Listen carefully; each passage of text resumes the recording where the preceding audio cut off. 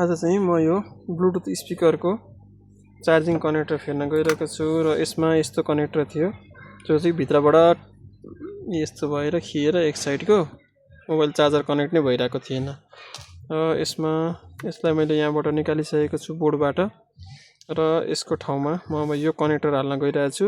त्यसको लागि म पहिले यसको यो प्रिन्टरको यसको जुन यो लेगहरू पस्ने कनेक्टरको यो लेगहरू पस्ने यो वालहरू चाहिँ यसलाई सफा गर्छु है त आइरनले।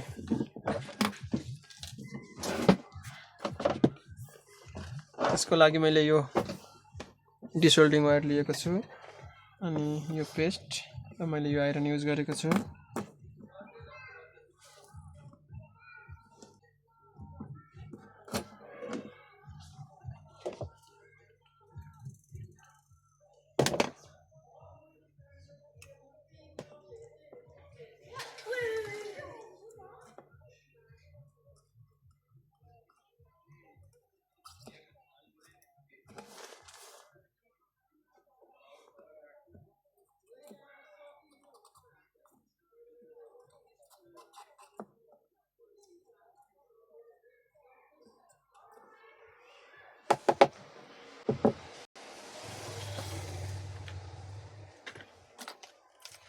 ल यसरी यो पुरै सफा भइसकेको छ।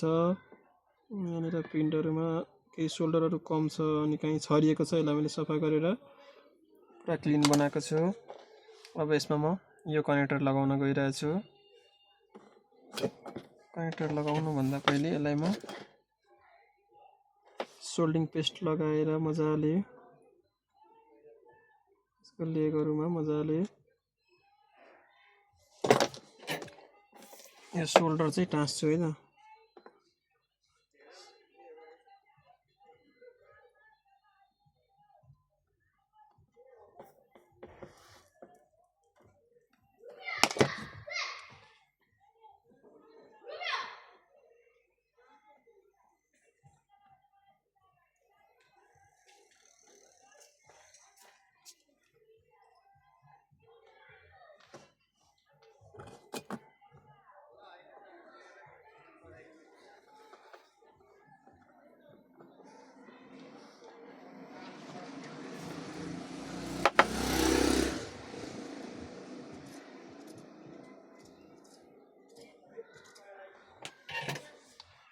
अब म यसलाई यहाँ फिट गर्छु है त।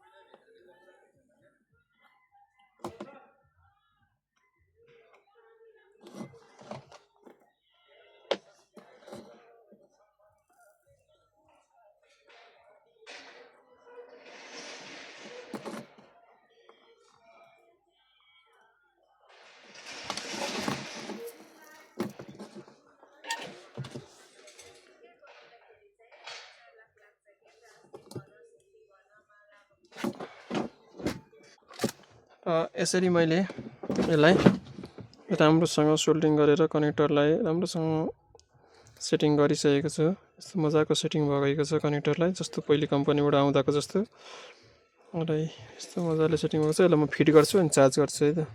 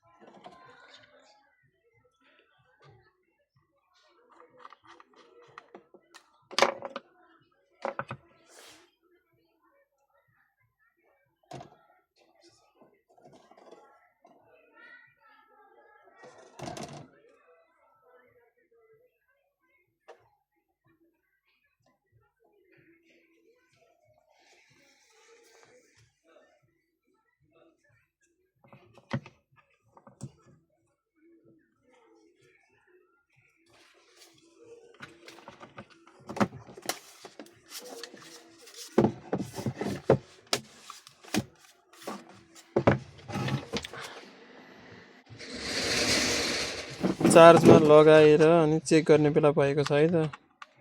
चार्ज लगाएको छु मैले, यहाँ इन्डिकेटर बल्यो, अब अन गर्छु है त। यसको साउन्ड पनि आइसकेको छ।